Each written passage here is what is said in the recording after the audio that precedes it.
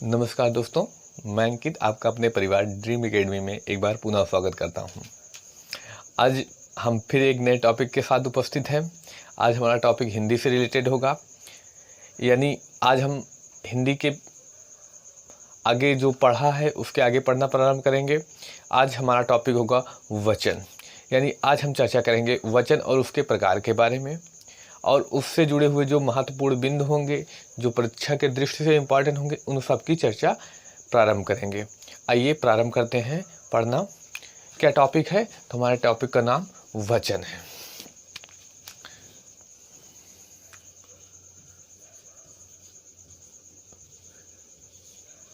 हमारे टॉपिक का नाम क्या है? तो वचन। वचन का शाब्दिक अर्थ, यानी अगर हम बात करें हिंदी भाषा में इसका अर्थ, तो बात की जाए किस भाषा में, तो हिंदी भाषा में, तो इसका अर्थ का क्या है? तो संख्या से है। ध्यान दीजिएगा, अगर बात की जाए हिंदी भाषा में या ग्रामर की दृष्टि से, यानी व्याकरण की दृष्टि से, हिंदी व्याकरण की दृष्टि से वचन का शाब्दिक अर्थ क्या होगा? तो उसका शाब्दिक अर्थ होगा संख्या। लेकिन ध्यान दीजिए, वचन का जो समानता अर्थ होता है, यानी जो हमारी बोलचाल भाषा में अर्थ है, वह होता है किसी के द्वारा दिया गया आश्वासन या किसी के द्वारा कहा गया कोई कथन। यानी बात की जाए किसी के द्वारा कह दिया जाए आश्वासन या किसी द्वारा कहा गया कथन। आपने इससे रिलेटेड एक बहुत ही प्रसिद्ध पंक्तियाँ सुनी होंगी, रघुकुल रीति सदा चली आई, प्राण जाई पर वचन न जाई। वचन यानी क्या था? राम भगवान द्वारा किसी को दिया गया आश्वासन, यानी रघुकुल द्वारा दिया गया आश्वासन, या कह सकते हैं उनके द्वारा कहा गया कथन, वही क्या कहलाएगा? वचन कहलाएगा। समानता यही अर्थ होता है। लेकिन अगर बात कर दी जाए व्याकरण यानी ग्रामर की दृष्टि से या हिंदी भाषा की दृष्टि से, तो इस वचन का अर्थ क्या निकलेगा? तो इस वचन का अर्थ संख्या से है। उम्मीद कर रहे हैं समझ में आ गया होगा वचन का अर्थ क्या होता है। अगर पूछा जाए वचन का अर्थ क्या होता है, तो अगर ऑप्शन में संख्या दे रखा है तो सबसे पहली प्राथमिकता किसको दी जाएगी? संख्या को। आगे बात करते हैं इस संख्या से जुड़ी हुई, यानी इस वचन की परिभाषा क्या होगी। तो वचन की परिभाषा की चर्चा करें।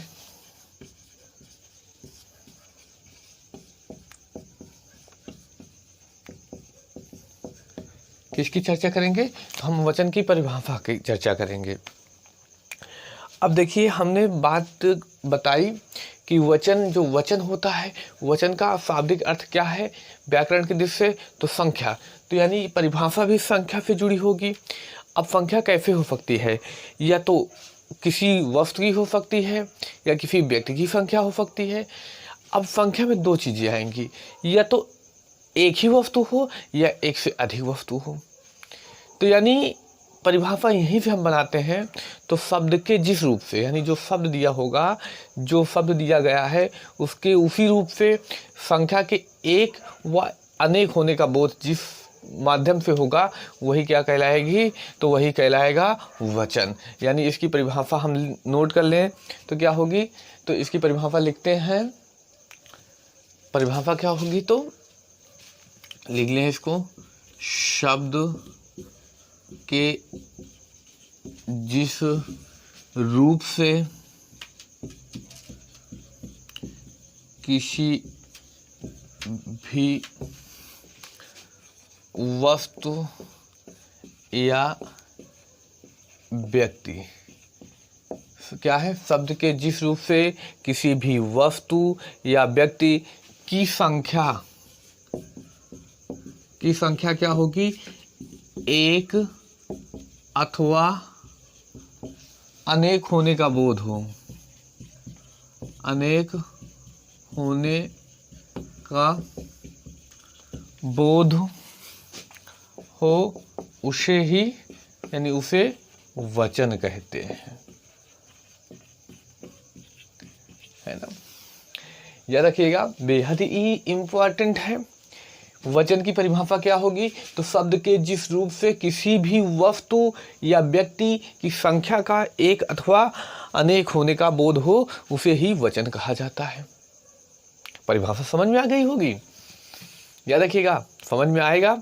बिल्कुल आसानी से समझ में आएगा। और याद रखिए कि अगर हम जो पढ़ा रहे हैं इससे आगे कहीं भी आ गया तो बताना, हमसे मिलिएगा, हमारे चैनल पे आइएगा, हमें बताइएगा कि इससे जो है कहीं बाहर भी पूछा जा चुका है। या आप इसको पढ़िए और पूरा पढ़ने के बाद सॉल्व करिएगा किसी भी पेपर में आए हुए प्रश्न को, निश्चित ही आप कभी भी गलती नहीं करेंगे।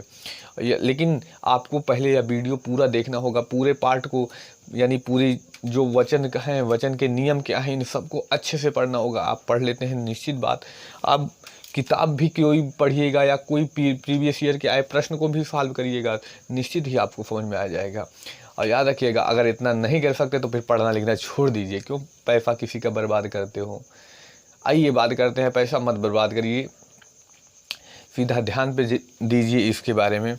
आइए हम इसके प्रकार की चर्चा करें। हमने चर्चा कर ली वचन की परिभाषा की, वचन के अगर प्रकार की बात की जाए, या कह सकते हैं वचन के भेद, या कह सकते हैं इसे वचन के प्रकार। वचन के भेद या वचन के प्रकार की बात की जाए तो हिंदी भाषा में वचन मात्र 2 प्रकार के होते हैं, लेकिन अगर यही संस्कृत भाषा में पूछ लिया जाए तो कितने प्रकार के होते हैं? तो 3। कौन कौन से? एक वचन, द्विवचन और बहुवचन। लेकिन हम हिंदी ग्रामर पढ़ रहे हैं, यानी हिंदी व्याकरण पढ़ रहे हैं, तो हम हिंदी विषय की ही चर्चा करेंगे। और हिंदी विषय में कितने होते हैं? तो मात्र 2 होते हैं। अब उन दोनों के बारे में हम पढ़ते हैं और उनसे जुड़े हुए जो महत्वपूर्ण तथ्य होंगे उनकी भी चर्चा करेंगे। सबसे पहले हम उन कौन कौन से होते हैं? 2 होते हैं। पहला कौन सा? एक वचन, और दूसरा कौन सा? बहुवचन। एक वचन और बहुवचन। अगर हम इसकी परिभाषा की बात करें तो क्या होगा? लिख लें इसको। शब्द के जिस रूप से किसी वस्तु या व्यक्ति की एक संख्या होने का बोध हो, एक संख्या होने का बोध हो, उसे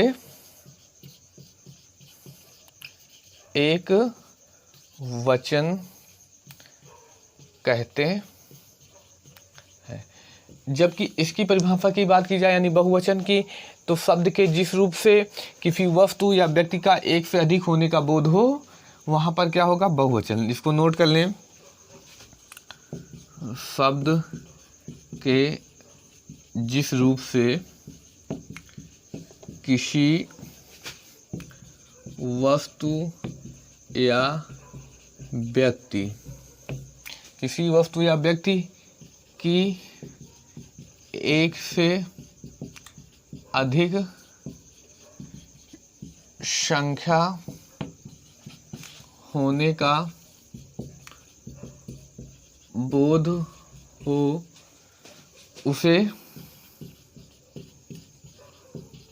बहुवचन कहते हैं। देखिए, आप लोग परिभाषा रटने का प्रयास मत कीजिए, समझ लीजिए, क्योंकि पेपर में परिभाषा आपसे पूछी नहीं जानी है, केवल आपसे जुड़े हुए तथ्य पूछे जाएंगे। वचन का हिंदी भाषा में क्या अर्थ होगा? तो अर्थ होगा संख्या, यानी उसका मतलब कि फिर लिया गया है संख्या से। लेकिन अगर साधारणतः भाषा में पूछा जाए तो अब वचन क्या होगा? तो क्या होगा? तो किसी के द्वारा दिया गया आश्वासन, या कह सकते हैं किसी द्वारा कथन। ये आप सुने होंगे बेहद ही प्रसिद्ध पंक्तियों में, रघुकुल रीति सदा चली आई, प्राण जाई पर वचन न जाई। इन पंक्तियों में सुना होगा, वचन का मतलब समझ सकते हैं। आगे इसकी परिभाषा की बात की जाए तो परिभाषा क्या लिखा हमने? शब्द के जिस रूप से किसी वस्तु या व्यक्ति के एक अथवा अनेक होने का बोध हो, उसे क्या कहा जाएगा? तो उसे वचन कहते हैं। अब वचन के भी अगर हिंदी भाषा में बात की जाए तो 2 भेद होते हैं। हम हिंदी भाषा पढ़ रहे हैं तो हिंदी भाषा का ही प्रश्न पूछेगा। कितने भेद होते हैं? तो 2 भेद होते हैं। कौन कौन से? एक वचन और बहुवचन। अगर यही संस्कृत भाषा में पूछ लिया जाए तो संस्कृत भाषा में कितने होते हैं? तो संस्कृत भाषा में 3 होते हैं। कौन कौन से? एक वचन, द्विवचन और बहुवचन। अब इसके आगे बात करते हैं।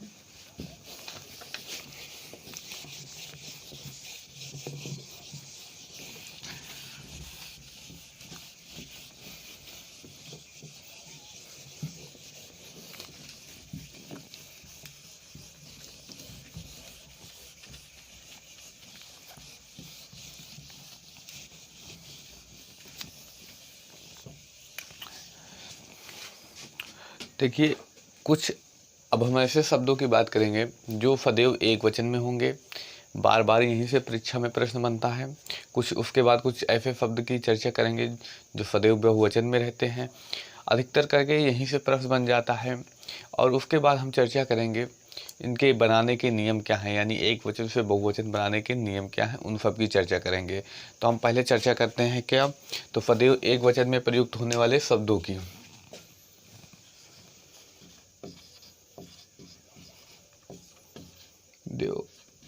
एक वचन में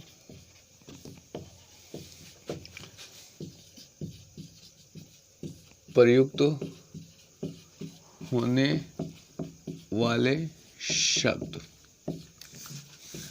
हम किसकी चर्चा करेंगे, सदैव एक वचन में प्रयुक्त होने वाले शब्दों की।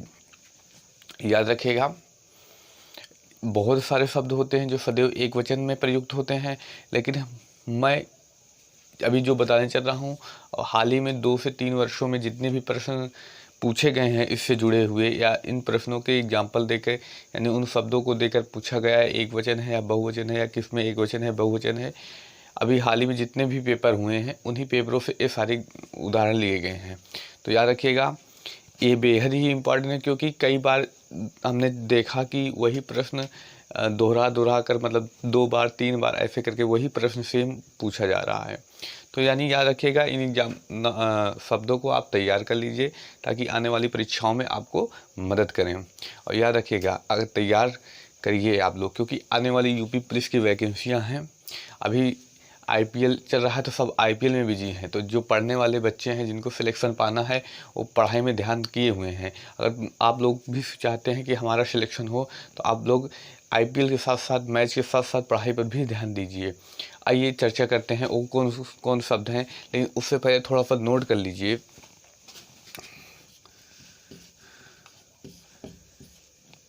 क्या नोट करना वाली चीज़ है इसमें, तो व्यक्तिवाचक संज्ञा,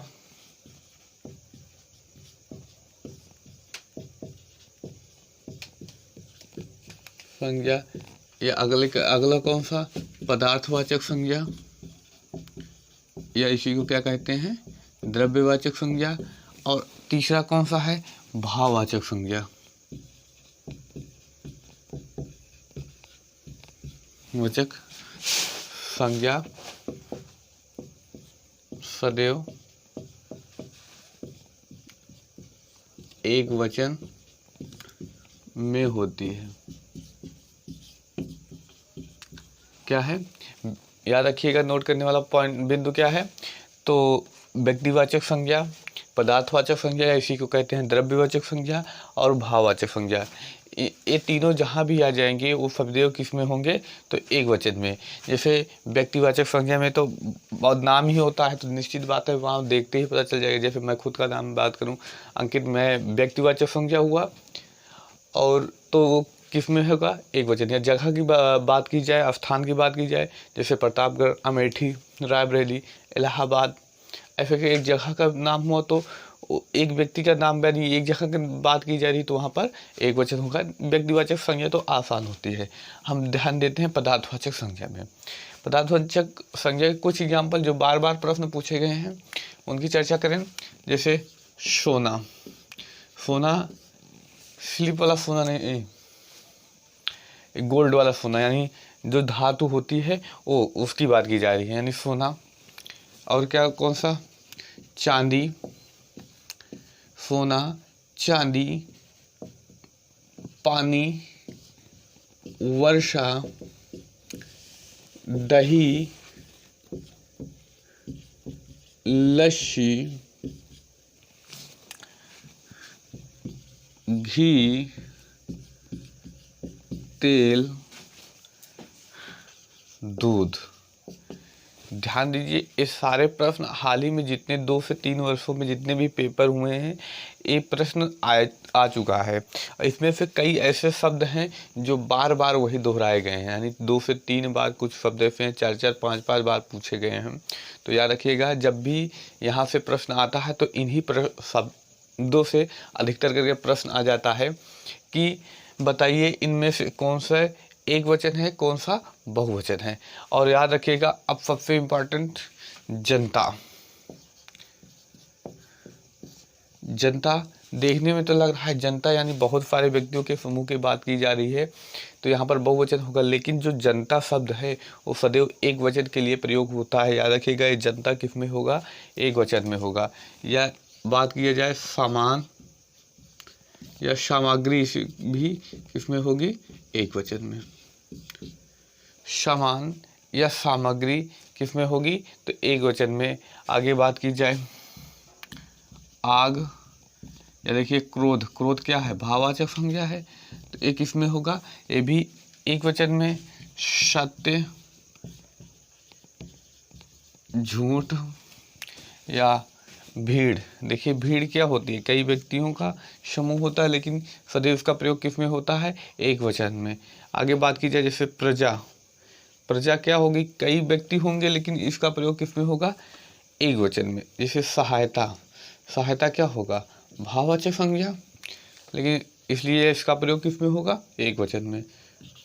कक्षा, और क्या होगा, प्रलय।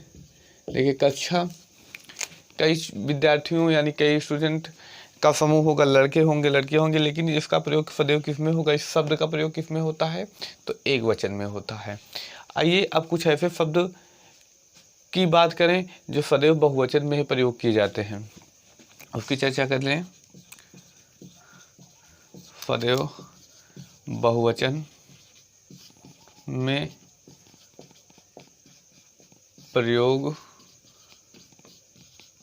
होने वाले शब्द। अब उन शब्दों की चर्चा करेंगे जो सदैव किस में प्रयोग होते हैं, बहुवचन में प्रयोग होते हैं। और ये शब्द इतने इम्पॉर्टेंट हैं, अगर इस टॉपिक से प्रश्न बनता है तो सबसे पहले प्रश्न यहीं से बनता है। याद रखिएगा, बहुत ही इम्पॉर्टेंट शब्द हैं सारे के सारे, यानी आप उन लोगों को, उन शब्दों को बहुत अच्छे से तैयार कर लीजिए, क्योंकि जब भी प्रश्न बनेगा, पहले अभी जो शब्द लिखेंगे उससे बनते हैं, फिर उसके बाद यहाँ से बनते हैं, उसके बाद इसमें से कुछ प्रश्न बहुत नामात्र का और कहीं से बनता है, उनकी भी चर्चा करेंगे, जो थोड़ा बहुत पूछे जाते हैं उनकी भी चर्चा। लेकिन पहले उन शब्दों की चर्चा करें जो बेहद ही इम्पोर्टेंट हैं। आइए कौन कौन से शब्द हैं उनकी चर्चा करें। तो पहले शब्द की बात करते हैं, आंसू, या आंसू हो या अश्रु हो, दोनों शब्द किस में आएंगे, तो बहुवचन में, यानी इनका प्रयोग हमेशा किस में होगा, बहुवचन में। और बात की जाए प्राण, प्राण निकल गए, निकल गया नहीं होता, प्राण निकल गए। देखिए शब्द से ही पता चल रहा है, प्राण निकल गए यानी बहुवचन। और कौन से, होश आ गए, होश आ गया नहीं होता, होश आ गए। दर्शन कर लिए, दर्शन कर लिया नहीं होता। हस्ताक्षर, हस्ताक्षर क्या होगा, तो बहुवचन में होगा। और कौन से शब्द, भाग्य, भाग्य किस में होगा, बहुवचन में। समाचार किस में होगा, ये भी बहुवचन में होगा। आगे आगे कौन से, दाम, दाम किस में होंगे, ये बहुवचन में। या लोग, लोग किस में होंगे, तो यह भी बहुवचन होगा। अनेक, ये भी बहुवचन में। और आशीर्वाद। और याद रखिएगा, जितने भी सम्मानीय पद होंगे, आदरणीय पद कह सकते हैं इसे, या कह सकते हैं सम्मानीय पद, जितने भी होंगे ये किस में प्रयोग किए जाएंगे, बहुवचन में। और कुछ दो एक महत्वपूर्ण बिंदु बचते हैं, उनकी हम चर्चा करें, कौन से महत्वपूर्ण बिंदु बचते हैं, आइए उसकी आगे चर्चा करते हैं।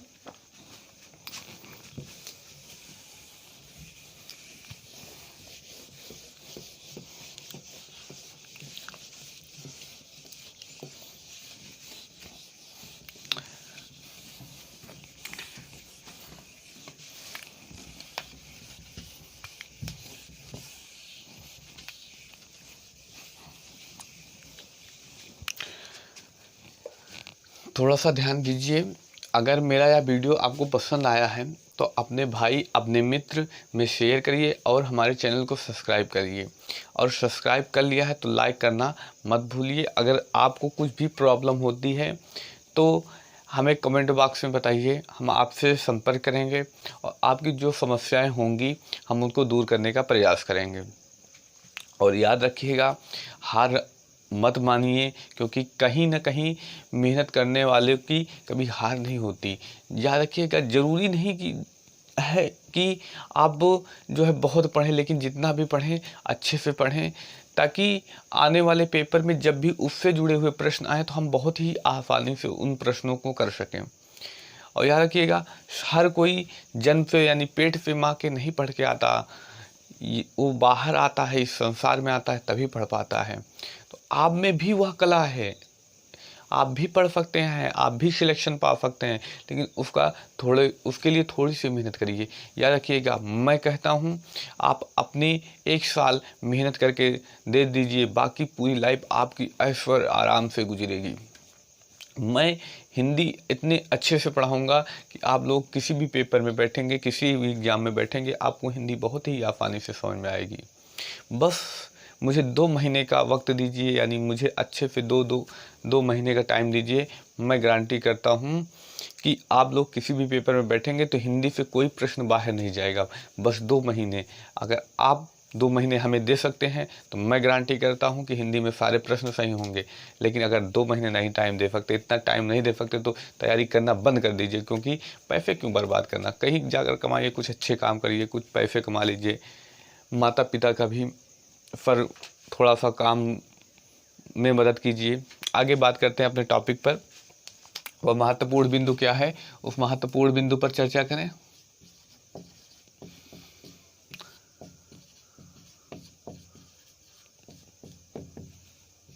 महत्वपूर्ण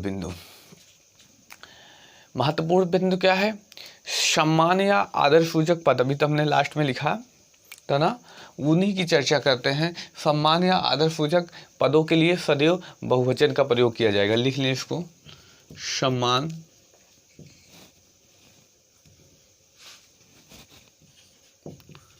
व आदर सूचक कह लें शब्दों के लिए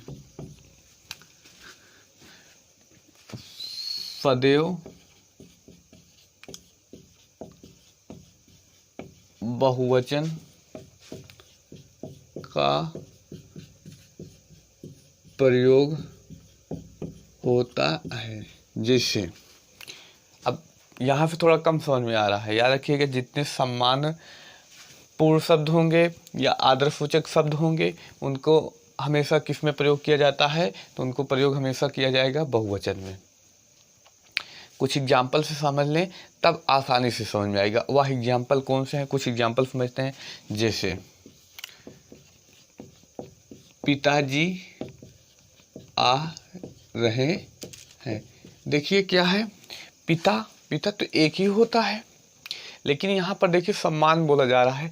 पिताजी आ रहे हैं, ऐसा नहीं है पिताजी आ रहा है, ऐसा तो होता नहीं। देखेंगे वाक्य पढ़ने में कुछ ना कुछ अशुद्धियाँ हमें नजर आती हैं, तो याद रखिएगा क्या होगा, पिताजी आ रहे हैं, यानी पिताजी आ रहे हैं। देखिए यहाँ पर पिताजी क्या होगा, बहुवचन होगा, ना कि एक वचन। जैसे अगले एग्जाम्पल की बात करें, तुलसी दास जी कवियों में श्रेष्ठ हैं। तुलसीदास जी कवियों में श्रेष्ठ हैं। यहाँ पर देखिए एक ही तुलसीदास है, लेकिन उनके सम्मान में बोला जा रहा है तुलसीदास जी। इस वजह से यह क्या हो गया, बहुवचन हो गया। जैसे माता जी आगरा जा रही हैं, माता जी तो एक ही होती हैं, वो आगरा जा रही हैं। जैसे बात की जाए, सबसे इम्पोर्टेंट इससे समझ में आ जाएगा, महात्मा गांधी जी हमारे राष्ट्रपिता हैं। देखिए महात्मा गांधी तो एक हैं जो राष्ट्रपिता हैं, लेकिन यहाँ क्या किया गया है, जी यानी उनके सम्मान में बोला गया है, तो यहाँ पर क्या होगा, तो यहाँ पर बहुवचन होगा, चाहे एक ही वचन हो। जैसे बात की जाए एक अध्यापक के लिए, अध्यापक महोदय पढ़ा रहे हैं, देखिए अध्यापक बोला जाता तो एक ही वचन होता, लेकिन अध्यापक महोदय मतलब सम्मान में थोड़ा बोल दिया गया, इसलिए यहाँ पर क्या हो जाएगा, बहुवचन में। यानी उम्मीद करते हैं यह बिंदु जो महत्वपूर्ण हमने चर्चा की यह समझ में आ गया होगा। याद रखिएगा जब भी ऐसे वाक्य आते हैं तो यहाँ पर सब गलती कर जाते हैं। हमेशा ना पढ़ने वाले विद्यार्थी हमेशा कहेंगे या तो एक ही वचन होगा, क्योंकि महात्मा गांधी जी एक ही थे, लेकिन याद रखिएगा जो सम्मानपूर्ण शब्द होंगे वहाँ हमेशा बहुवचन होता है, चाहे वह एक वचन ही या एक ही व्यक्ति के बारे में क्यों ही ना कहा गया हो। और अगले बिंदु की बात करें जो थोड़ा सा नोट करने वाली बात है, नोट करके उसको लिख लें। क्या कहता है अगला बिंदु, तो जो संबंधवाचक पद होंगे उनकी गणना दोनों वचनों के में समान होती है। जैसे यानी वो पद एक वचन में भी उसी तरह प्रयोग किए जाएंगे, बहुवचन में भी एक प्रयोग किए जाएंगे, लेकिन यहाँ पर थोड़ा सा अपवाद होता है। उन अपवाद की थोड़ी सी चर्चा कर लें। पहले शब्द चर्चा करें कौन कौन से होते हैं, तो हम नोट कर लें। संबंधवाचक,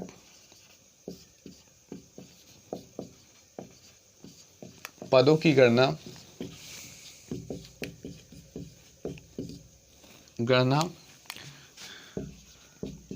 दोनों वचनों में समान होती है। जैसे संबंधवाचक जैसे कैसे, नानी नाना या माता पिता, ये सब संबंध बता रहे हैं। चाचा चाची,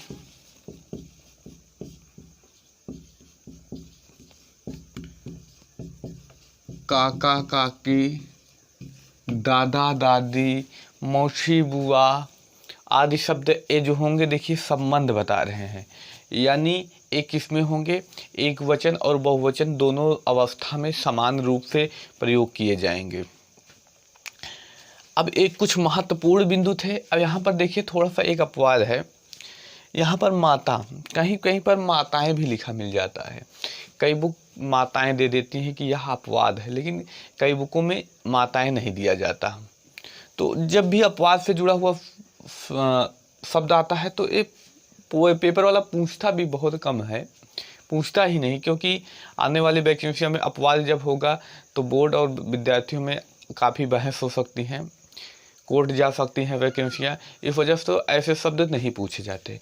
उम्मीद करते हैं यह जितना भी अभी तक हमने पढ़ाया वह समझ में आया होगा। अब यानी वचन से जुड़ा हुआ एक पार्ट और आएगा जिसमें हम चर्चा करेंगे किन बिंदुओं पर, तो वचन बनाने के नियम, यानी एक वचन से बहुवचन बनाने के कुछ नियम होते हैं। इसमें इसलिए नहीं चर्चा कर रहे हैं क्योंकि यह वीडियो काफ़ी लंबा होता चला जा रहा है। तो अब आने वाले पार्ट में हम चर्चा करेंगे एक वचन से बहुवचन बनाने के नियम। उम्मीद करते हैं यहाँ तक आपको समझ में आ गया होगा। अगर समझ में आया तो हमारे वीडियो को शेयर जरूर करिए। मिलते हैं अगले पार्ट में।